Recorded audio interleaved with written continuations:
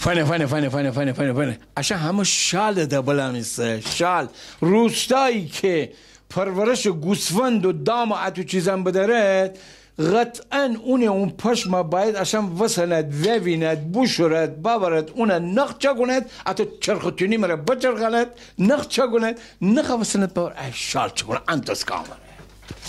عبجی جان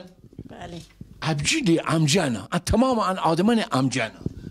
عمجان چند سال میره بگویی که کار کنی عمجان؟ من 35 سالم کار کرده تی نه تی عبجیشنم شالباف بی؟ چما پشت به پشتی 11 پشت راسته نه بابا 11 پشت شالباف بی؟ بله. رمدار بی؟ نه الان 4-5 ساله که نشتنیم چون پوچکی چه خاطر کنی من نشته کنیش نه وقتی کنم مشخصه روزی چند وجه بافی؟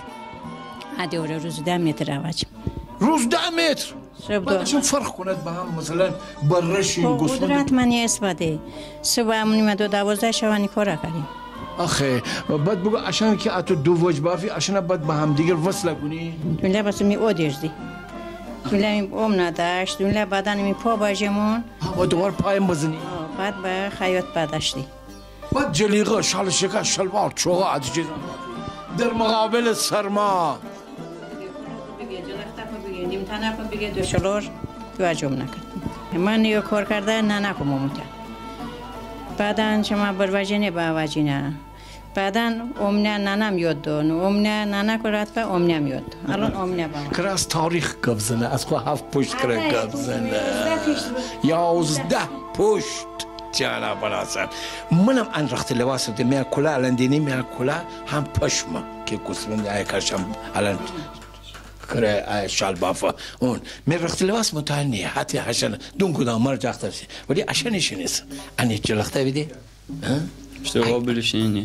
işte قابلش اینه جانی رو بمیرم تونم دو الان دو کده بی عشان دو کده عشان چون ای زندگی کل ای یخ باندانه عشان که دو کند بخواد ضد سرمانیه ده شما بله بله حتی تلفن فدیرو این مرا باخوز بله تابستان من پوشیدم برای تابستان سری میشه این مثل کلره کلر آفرین مثل کلر زمستان گرم به تابستان سر سرینه همین چی خاصیتی داره هم پشماغا تعجب آدم کنه این کلر بله نیه؟ بله جان رو من بمیرم خوش با اون شما رو کیف بودید